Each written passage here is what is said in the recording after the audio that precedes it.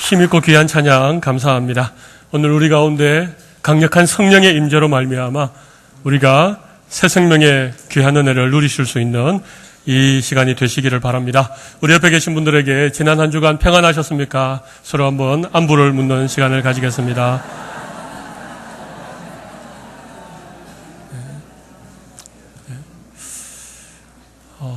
이번 주간이 올여름 들어 아마 최고 더운 시간이 아니었나 생각을 합니다. 아마 영육간에 많이 지치고 힘들었을 텐데 오늘 이 예배를 통하여서 여러분의 상한 심령이 새 힘을 얻는 귀한 은혜가 있으시기를 바랍니다.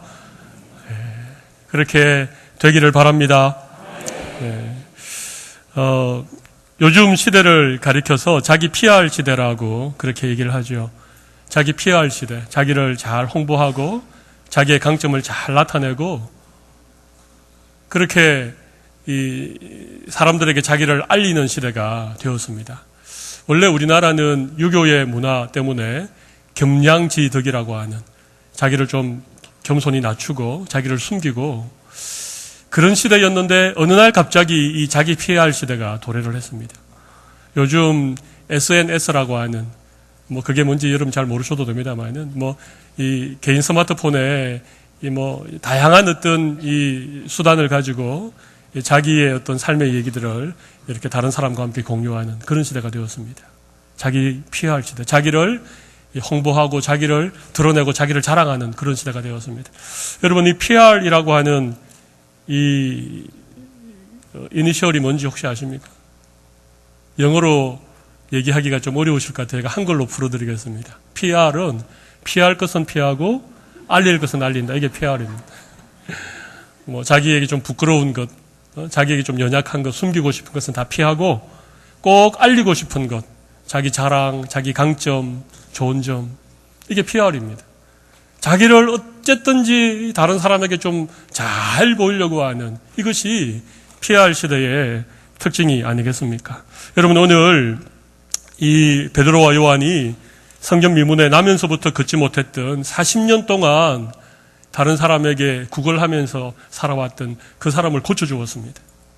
은과 금은 내게 없거니와 내게 있는 그것 곧 나사렛 예수 그리스도 이름으로 일어나 걸어라. 그렇게 하니까 이 사람이 발목에 힘이 생겨서 일어나서 걷기도 하고 뛰기도 하고 성전 안으로 들어가서 하나님을 찬양하는 놀라운 기적 같은 일이 일어났습니다. 기적 같은 일이 아니고 기적이 일어난 것이죠. 그러니까 수많은 사람들이 몰려들기 시작했습니다. 병고침을 받고 일어서 걷는 그 사람을 보고 말이죠. 아니 그 사람이 40년 가까운 세월을 그 성전 미문에 앉아 있었는데 그렇게 수없는 사람들이 그 길을 지나다니면서 한 번도 눈길조차 주지 않았던 동전 한 입 던져주지 않았던 수많은 사람들이 이 사람이 병이 고쳐졌다, 이 사람이 일어나 걷는다, 이런 기적이 일어나니까 갑자기 사람들이 그 기적의 현장에 구름대처럼 몰려든 것입니다. 여러분 이게 우리가 살아가는 시대입니다. 사람들이 기적에 열광하고 뭔가 특별하고 뭔가 대단한 일에 막 사람들이 그냥 이 모여드는 그런 시대가 되었습니다. 여러분 기적에 열광하는 시대, 뭔가 대단하고 특별한 일에 대해서 사람들이 관심을 쏟아내는 그런 시대를 우리가 살고 있습니다. 그런데 여러분 성경에도 보면 기적 같은 일들이 참 많이 있습니다. 수많은 기적들이 있죠. 뭐 일일이 다 열거할 수 없을 만큼 정말 많은 기적을 성경에서 기록하고 있지만 여러분 성경이 기적의 책입니까? 여러분 성경은 기적의 책이 아닙니다. 성경은 기적을 우리에게 얘기하고 있는 책이 아닙니다. 성경은 예수 그리스도를 우리에게 알려주고 있는 책입니다. 성경의 주인공은 기적이 아니고 성경의 주인공은 예수님입니다. 여러분 이스라엘 백성들이 출애굽해서 홍해를 어떻게 건넜습니까? 홍해가 갈라졌습니다. 여러분 홍해는 큰 바다입니다. 이 끝에서 저 끝이 안 보일 만큼. 그런데 그 바다가 갈라졌습니다. 여러분 이걸 홍해의 기적이라고 하지 않습니까? 그래서 이스라엘 백성들이 그 홍해 바다를 마른 땅을 걷는 것처럼 걸어서 그 바다를 건넜습니다. 그들을 뒤따라오던 애굽의 병사들이 말과 함께 그 홍해에 다 빠져 죽어버렸습니다. 여러분, 이런 기적을 맛본 이스라엘 백성들이 광야로 들어가서 어떻게 살았습니까? 홍해를 마른 땅처럼 건넜으니까 살아계신 하나님을 의지하고 날마다 하나님께 순종하고 하나님을 힘입어서 믿음으로 살았습니까? 그렇지 않습니다. 홍해의 기적을 경험했지만 그들은 곧 불순종했습니다. 그들은 세상의 두려움 앞에 불신의 모습들을 보여주었습니다. 그래서 이스라엘 백성들이 장장 40년 동안 광야에서 훈련을 받았습니다. 여러분, 광야에서 어떤 훈련을 받았겠습니까? 하나님이 가라면 가고 하나님이 서라면 서고 매일처럼 하나님이 먹여주시는 그 만나를 먹으면서 기적이 아니라 하나님의 말씀에 순종하는 훈련을 받은 것입니다. 하나님이 인도하시는 대로 따라가는 40년 동안의 훈련을 이스라엘 백성들이 받았습니다. 여러분, 기적 한 번 본다고 해서 우리의 삶이 변하지 않습니다. 기적보다 더 중요한 것은 하나님의 말씀인 줄로 믿습니다. 기적보다 훨씬 중요한 것은 하나님의 인격이 고스란히 녹아있는 하나님의 말씀을 붙들고 매일매일 이 말씀을 따라 믿음으로 순종하는 삶이 기적보다도 더 위대한 믿음의 삶, 순종의 삶인 줄로 믿습니다. 여러분, 기적을 구하지 말고 하나님의 말씀에 순종하기를 구하는 이 시간 여러분들이 다 되시기를 바랍니다. 여러분, 하나님 말씀보다도 더 위대한 기적은 없습니다. 여러분, 오늘 본문을 보십시오. 우리가 함께 교독했습니다마는 이 나면서부터 걷지 못했던 사람이 갑자기 기적같이 병을 고쳤으니까 사람들이 처음에는 그 사람의 기적 같은 일을 주목하다가 대체 이 일이 어떻게 일어난 것인가? 근데 이 사람이 베드로와 요한을 이렇게 껴안으니까 사람들이 이제는 베드로와 요한에게 몰려들기 시작한 것입니다. 아마 환호성을 지르면서 대체 어떤 사람이기에 나면서부터 걷지 못한 사람을 고칠 수 있는가? 그래서 막 베드로와 요한을 둘러싸고 그렇게 환호를 지르니까 여러분, 너무 오늘 본문 12절을 보십시오. 12절 보면 베드로가 이것을 보고 백성에게 말하되 이스라엘 사람들아, 이 일을 왜 놀랍게 여기며 우리의 놀랍게 여기느냐? 우리의 개인의 권능과 경건으로 이 사람을 걷게 한 것처럼 왜 우리를 주목하느냐? 왜 우리를 주목하느냐 하는 것입니다. 왜 기적을 주목하고 왜 기적을 일으킨 그 사람에 대해서 관심을 가지느냐? 그러면서 베드로가 수많이 몰려든 그 사람을 향해서 설교를 하기 시작합니다. 오순절 성령 강림으로 베드로가 첫 번째 설교를 했죠. 그 설교를 듣고 3,000명이나 되는 사람들이 예수 믿고 제자의 수에 가입을 하게 되었습니다. 오늘 베드로가 이 성전 미문에 나면서부터 걷지 못한 이 지체 장애인을 예수님의 이름의 능력으로 고치고 난 다음에 수많은 사람들이 모여들었는데 그 사람들을 대상으로 두 번째 설교를 하게 되었는데요. 이 베드로의 설교를 듣고 남자만 5,000명이 믿게 됐습니다. 4장 4절에 보면 말씀을 들은 사람 중에 믿는 자가 많으니 남자의 수가 약 5,000이나 되었더라. 한 번 설교에 여자와 어린아이를 빼고 남자만 5,000명이 회개하고 예수를 믿게 되는, 여러분 아마 역사상 이런 대단한 설교를 한 예가 또 있을까 싶을 정도로 강력한 말씀의 능력이 나타났습니다. 여러분, 오늘 저는 여러분들과 함께 베드로의 설교가 어떤 설교였길래 이런 강력한 하나님의 역사가 나타나는가? 여러분, 한 사람, 나면서부터 걷지 못했던 한 사람이 고침받는 것보다도 더 위대하고 놀라운 일은 수많은 영혼들이 예수 믿고 죄에서부터 구원받고 하나님의 자녀 되는 것 아니겠습니까?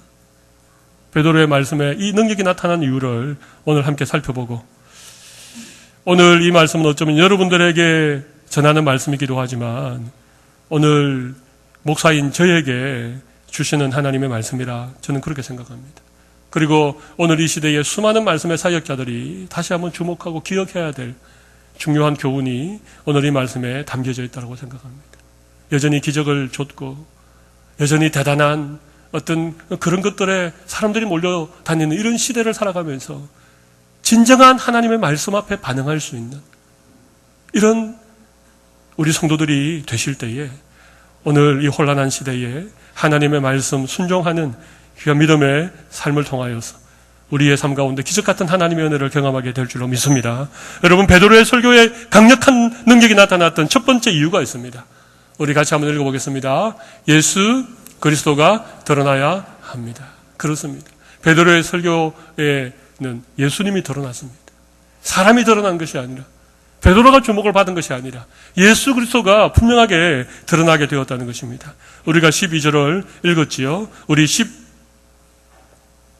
16절도 한번 읽어보겠습니다. 16절 같이 한번 읽겠습니다.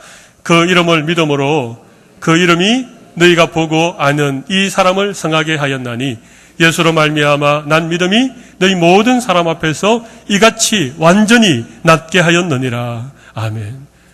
왜 우리를 주목하여 보느냐? 우리 개인의 능력과 경건으로 이 사람을 고친 것이 아니다.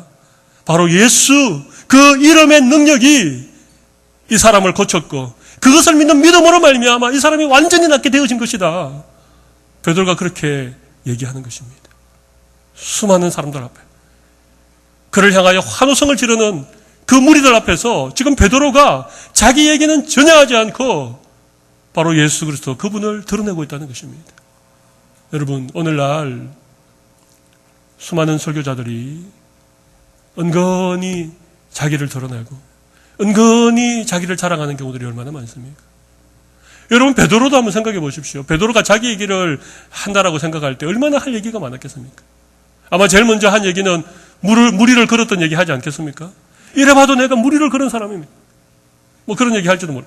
내가 예수님의 12제자 가운데 제가 수제자입니다. 저는 변화산에도 예수님을 모시고 올라갔고, 저는 사람들이 나를 누구라고 그러느냐 예수님 물어볼 때 제가 주는 그리스도시요 하나님의 아들입니다. 제가 대답을 한 장본인입니다. 그래서 예수님이 바요나 시몬아 네가 복이 있다. 내가 이 반석 위에 내 교회를 세우겠다. 천국의 열쇠를 너에게 주겠는데 땅에서 무엇을 매면 하늘에서 매이고 땅에서 무엇을 풀면 하늘을 풀리리라. 내가 예수님께로부터 이런 얘기를 들은 사람입니다. 뭐 그런 얘기 하지 않았겠습니까? 뭐 어쩌면 뭐 조금 베드로가 솔직한 성격을 가졌다면 그랬던 제가 예수님이 붙잡히시는 날 밤에 제가 조그만한 계집 아이 앞에서도 예수님을 3번이나 모른다고 부인했던 그런 사람입니다. 닭이 울 때에 제가 얼마나 통곡을 하고 그래서 제가 다시 제 고향 디베라 바닷가로 돌아갔는데 예수님이 저를 버리지 않고 그 바닷가에 저를 찾아오셔서 함께 조반을 먹으면서 네가 나를 사랑하느냐? 내 양을 먹이라. 그렇게 예수님께로부터 양을 먹이라고 그렇게 위임을 받는 사람. 여러분, 이런 얘기를 베드로가 하기 시작하면요 아마 끝이 없을 것입니다. 근데 여러분, 베드로는 그 얘기를 다 뺐습니다. 한마디도 하지 않았습니다. 오직 예수 그리스도, 오직 그 예수님의 이름을 지금 얘기하고 있습니다. 사랑하는 성도 여러분, 성경의 주인공은 예수님이듯이 이 강단을 통하여 전파되어지는 모든 말씀 속의 주인공은 예수님 한 분이 되셔야 될 줄로 믿습니다. 인간은 감추어지고 예수님이 드러날 때 예수님의 이름이 높임을 받으시고 예수님의 이름이 영광 받으실 때에 여러분, 우리 안에 놀라운 말씀의 역사가 일어날 줄로 믿습니다.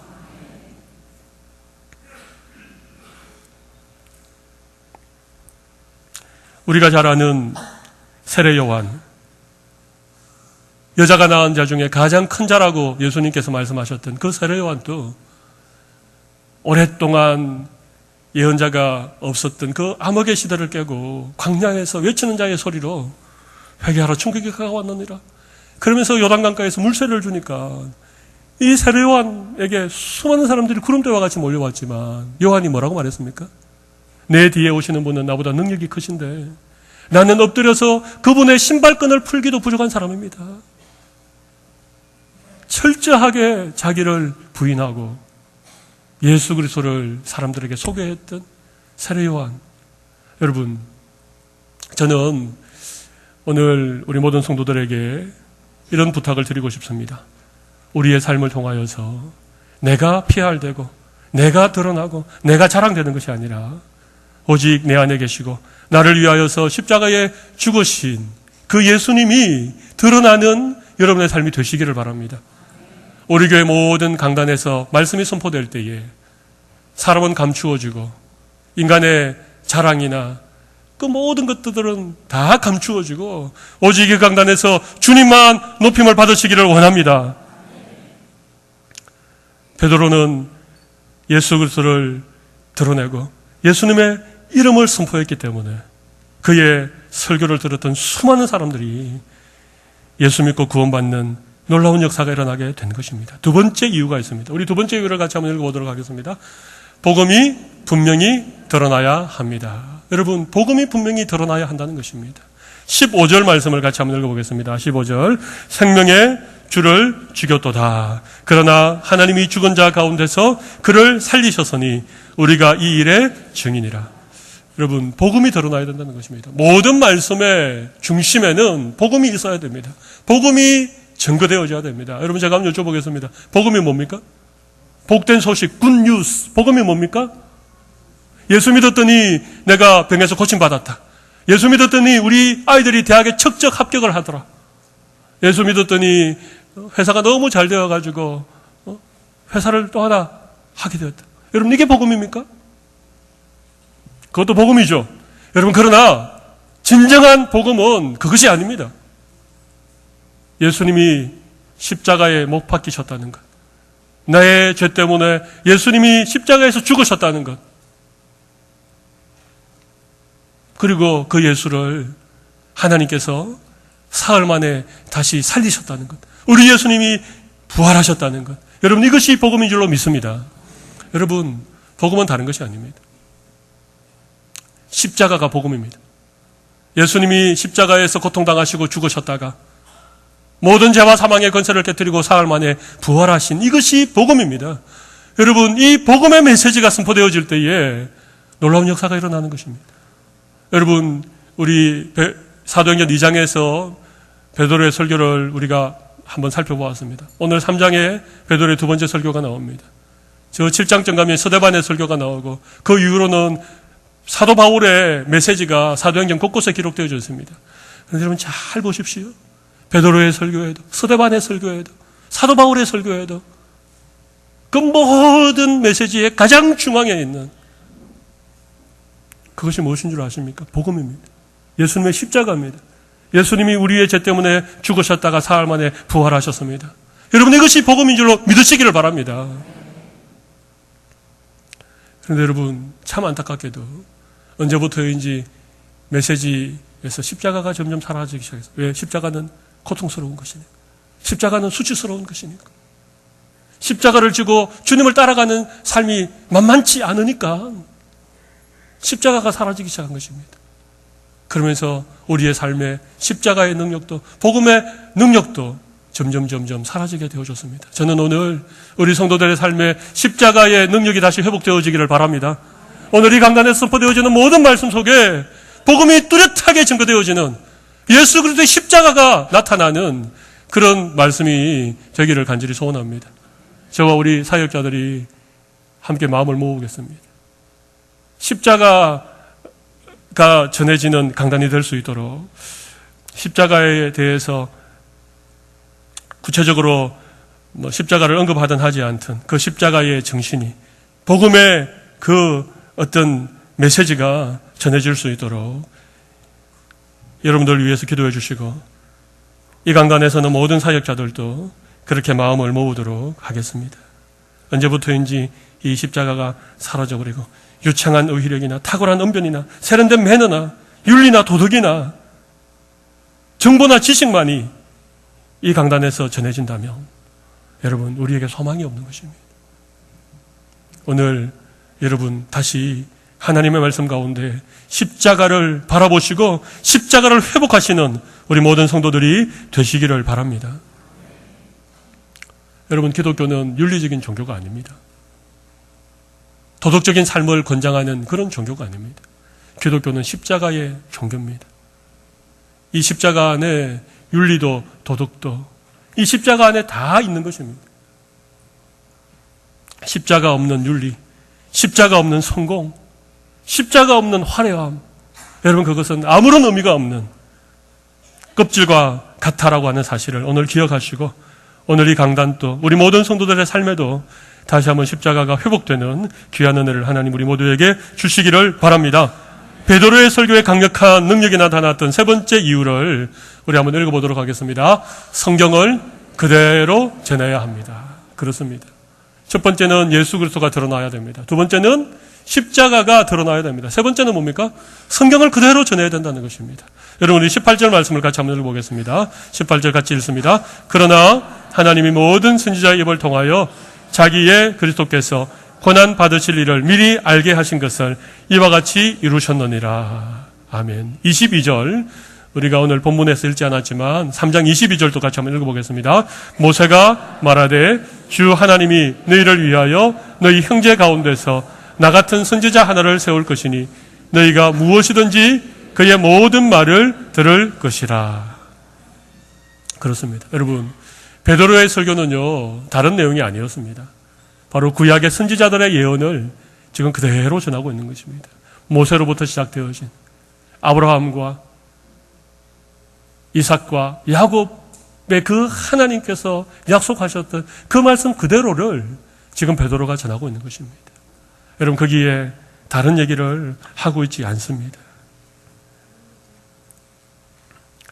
흔히 이 설교를 하고 나면 많은 성도님들이 설교를 잘 기억을 못합니다. 이제 교회 문 밖을 나서는 순간 우리의 머릿속에 하얗게 설교가 다 지워져 버립니다. 그래도 조금 기억나는 게 뭔가 하면 감동적인 예화입니다. 그죠? 아주 어떤 기적 같은 얘기라든지 아주 감동적이고 드라마틱한 그런 어떤 예화를 들으면 이상하게 그런 예화 같은 것은 기억하는데 하나님 말씀 자체에 대해서는 우리가 잘 기억하지 않습니다. 왜 그럴까요? 말씀보다 예화가 더 강조되었기 때문에 그렇습니다. 말씀에서 우리가 도전을 받고 말씀에서 우리가 감동을 입는 것보다는 세상 얘기에 우리가 더 많이 솔깃하는 것입니다. 여러분, 예화도 필요합니다. 구체적으로 우리의 삶에 일어났던 그런 간증이나 그런 감동적인 예화도 꼭 필요합니다. 여러분, 그러나 그것보다 더 중요한 것은 하나님의 말씀 그 자체가 중요합니다. 아멘이십니까? 그렇습니다. 하나님의 말씀을 있는 그대로 우리가 읽고 그 말씀 속에서 우리가 하나님의 뜻을 깨닫고 그 말씀 속에서 우리에게 주시는 주님의 음성을 듣고 우리의 삶에 구체적으로 적용하고 순종하면서 그렇게 살아갈 때 우리의 삶 가운데 말씀의 능력이 나타나는 것입니다. 하나님의 말씀은 살았고 활력이 있어 좌우의 날선 어떤 것보다도 더 예리하여 우리의 혼과 영과 관절과 및 골수를 찔러 쪼개기까지 하느니라. 히브리서 4장 12절에 있는 말씀처럼요. 하나님의 말씀이 살아있는 말씀인 줄로 믿습니다. 여러분, 하나님의 말씀이 우리의 심령을 새롭게 하는 것입니다. 하나님의 말씀이 우리의 삶을 변화시키는 것입니다. 여러분, 감동적인 예화 아무리 들으셔도 그게 여러분과 무슨 상관이 있습니까? 그 감동적인 예화가 내 삶의 얘기가 되지 않는다면, 그것이 내 삶에서 다시 일어나지 않는다면 여러분, 그 예화에 감동 조금 받는 것이 여러분의 삶에 무슨 의미가 있겠습니까?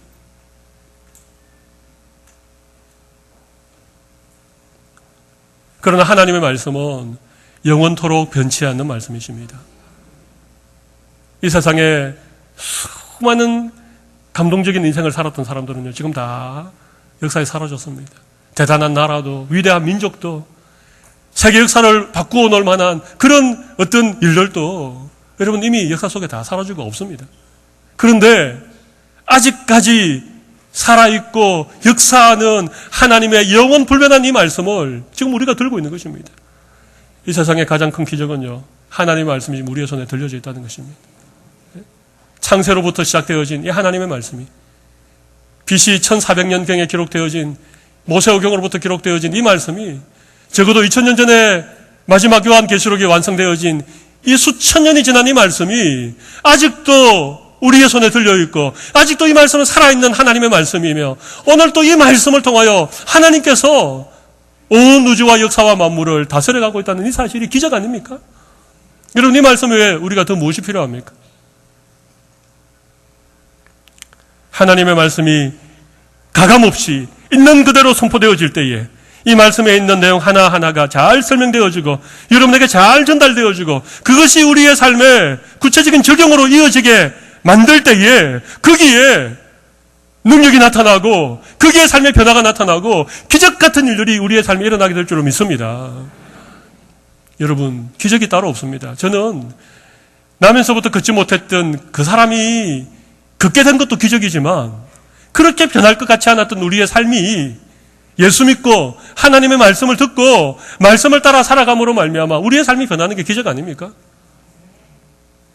그렇게 욕심 많고 그렇게 자기밖에 모르고 거짓말을 밥 먹듯이 했던 이런 사람이 하나님의 말씀을 듣고 어느 날 우리의 심령이 변화되어져서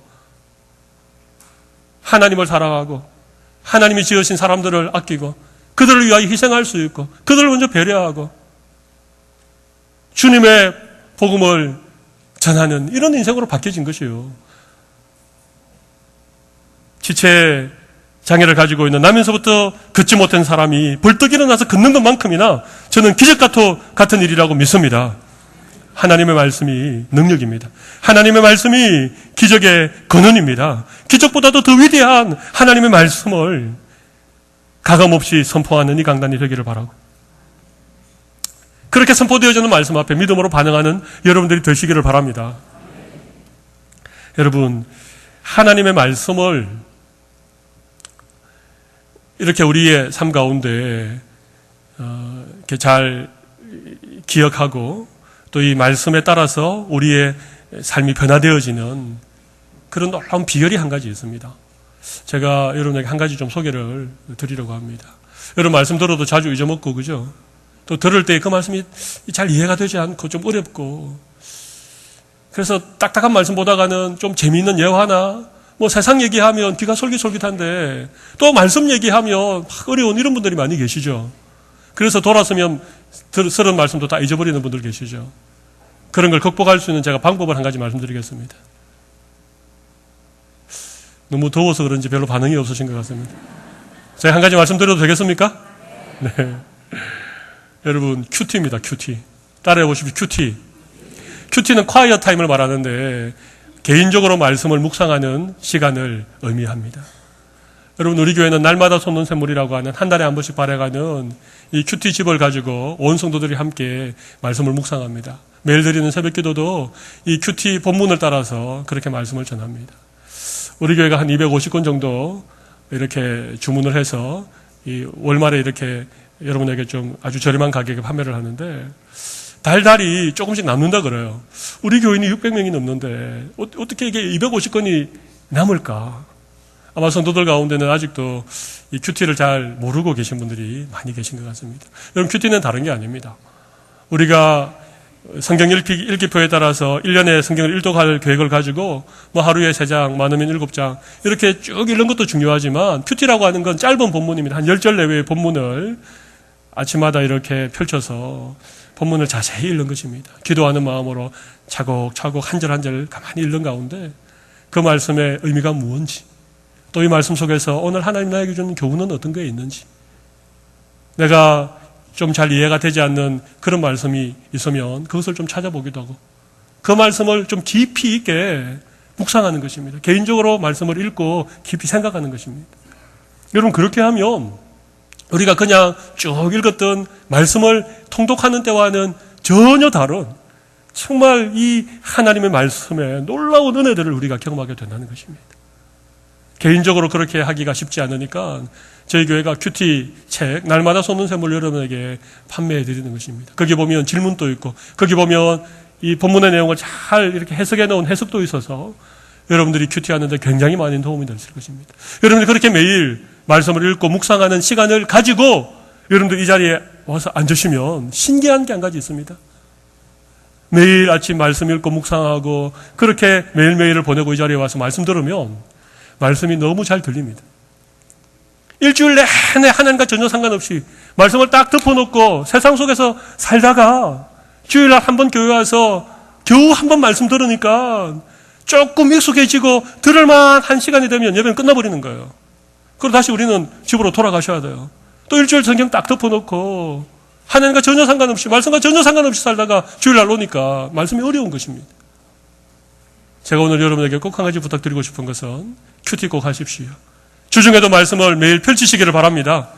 성경을 통독하는 것도 꼭 병행하시고 우리 교회가 가지고 있는 큐티책 여러분 꼭 그게 없으면 주부에 보시면 우리 새벽 기도회에 본문이 다 나와 있습니다. 그게 매일매일 큐티 본문입니다. 그 본문을 따라서 여러분 성경을 펼치셔서 그냥 한번 쭉 읽는 것으로 끝내지 말고 적어도 2번, 3번 읽고 한번 생각해보고 그 말씀을 붙잡고 기도해보고 그렇게 여러분 한 주간을 지내시고 다음 주일 교회 와보십시오.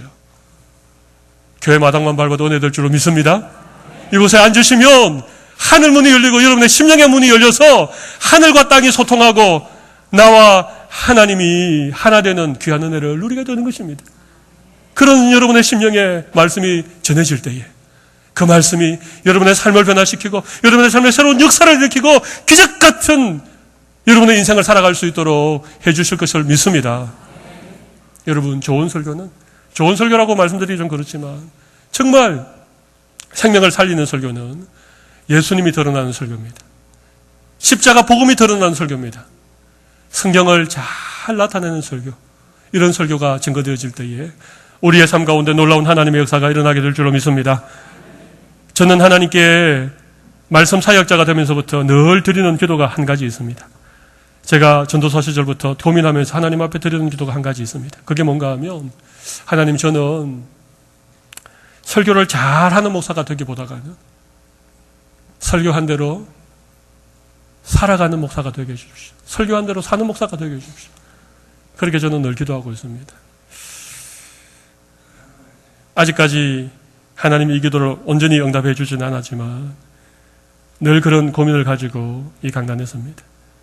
저도 말씀을 따라 살려고 노력하고 제가 정말 제 삶에 순종했던 그 말씀을 가지고 여러분들과 함께 나누고 그 말씀을 전하는 이 강단이 되기를 기도하고 있습니다. 여러분, 하나님의 말씀이 여러분의 삶의 능력으로 나타나려면 이 말씀이 오늘 듣는 것으로 끝내지 마시고 이번 한 주간 여러분의 삶 가운데 기억되어지기를 바랍니다. 여러분의 삶에서 자기를 피하라는 그런 시대를 살아가지만 여러분의 삶 속에 예수님이 증거되는 한 주간이 되십시오. 복음을 자랑하고 십자가를 따라가는 여러분의 한 주간의 삶이 되십시오. 그러면 이번 한 주간 기적 같은 하나님의 역사가 여러분의 삶 가운데 경험되어지는 귀한 은혜 주실 줄로 믿습니다. 여러분 가슴에 손을 올리십시오. 이 시간 한번 기도하도록 하겠습니다. 오늘 베드로가 수많은 군중들 앞에 설교를 하고 있습니다. 베드로는 학문이 깊은 사람도 아니었습니다. 언변이 뛰어난 사람도 아니었습니다. 정규 신학교를 졸업한 사람도 아니었습니다. 그는 갈릴리 출신의 어부였습니다. 무식한 사람이었습니다. 성격이 급한 사람이었습니다. 그러나 이 베드로가 그의 설교 가운데 예수님을 자랑하고 십자가의 복음을 증거하고 구약의 선지자들의 예언의 말씀을 가감없이 선포했을 때에 그 말씀에 강력한 하나님의 역사가 나타나게 된 것을 우리가 바라보게 되어집니다. 여러분, 오늘도 우리의 삶 속에서도 이런 말씀의 능력이 나타날 수 있도록 기도하시고 예수님이 자랑되어지고 십자가가 나타나는 우리의 인생 될 수 있도록, 그래서 우리의 삶 가운데에도 기적같은 하나님의 은혜를 맛보는 우리의 삶이 되게 해달라고 우리 이 시간 한번 통성으로 기도하도록 하겠습니다. 살아계신 하나님 아버지여, 오늘 우리로 하여금 하나님의 놀라운 은혜에 말씀을 듣고 우리 가슴에 손을 올리고 함께 결단하며 우리의 마음에 간절한 소원을 주님 앞에 아뢰게 하신 것을 감사합니다. 하나님 아버지요, 우리는 자주 하나님의 말씀과 상관없는 삶을 살아갈 때가 많이 있습니다. 말씀을 듣고 돌아서면 잊어버릴 때가 많이 있습니다. 우리도 말씀을 오래 들었고 말씀을 오래 읽었고 그래도 우리의 삶 가운데 말씀의 능력이 나타나지 않는 이유가 무엇인지 오늘 베드로의 설교를 통하여 다시 한번 우리가 정리해 봅니다. 우리에게 예수님이 자랑되는 인생이 되게 하시고 주의 복음이 십자가가 나타나는 삶이 되게 하여 주시고 오늘도 하나님의 말씀을 가감없이 우리가 듣고 그 말씀을 우리의 삶에 순종할 수 있는 믿음의 자리에 우리가 서게 될 때에 아버지 하나님이여, 걷지 못한 자가 걷게 되어지고 죽은 자가 살아나고 우리의 삶을 통하여 복음의 강력한 능력이 나타나게 될 줄로 믿습니다. 이는 우리 모두 열어하여 주시옵소서. 살아계신 하나님 아버지, 기적보다도 더 위대한 하나님의 말씀을 우리에게 주셨는데 우리는 하나님의 말씀보다가도 더 기적 같은 일, 더 특별한 그 무엇을 찾을 때가 많이 있습니다. 주님, 우리를 불쌍히 여겨주시고 하나님의 말씀을 듣고 잊어버리는 자들이 아니라 그 말씀을 우리의 삶 가운데 적용하며 순종하는 자리에까지 나아가는 저희들 되게 하여 주시옵소서. 예수 그리스도만 자랑하는 한 주간의 삶이 되게 하시고 십자가의 복음을 증거하는 증인의 삶을 살아가는 저희들 되게 하여 주시옵소서. 하나님은 내 삶의 자리에서 예수님이 드러나기를 원하십니다. 하나님은 내 삶의 자리에서 예수 그리스도의 십자가가 드러나기를 원하시는데 이번 한 주간 우리의 삶의 자리마다 복음이 증거되어지고 십자가가 드러나고 예수님이 자랑되어지는 한 주간에 승리하는 삶 되게 하여 주셔서 우리의 삶에도 기적 같은 하나님의 은혜와 능력이 나타나는, 그래서 간증할 것이 있는 우리의 인생으로 주님이 축복해 주시옵소서. 하나님이 강단을 주님 앞에 올려드립니다. 부족한 종을 비롯해서 우리 교회 모든 말씀 사역자들이 오늘 베드로의 설교처럼 예수님만 높이고 십자가를 자랑하고 하나님의 말씀을 가감없이 선포하는 복된 강단으로 주님이 기름 부어 주시옵소서. 할렐루야. 존귀하신 예수님 이름으로 기도 올리옵나이다. 아멘. 아멘.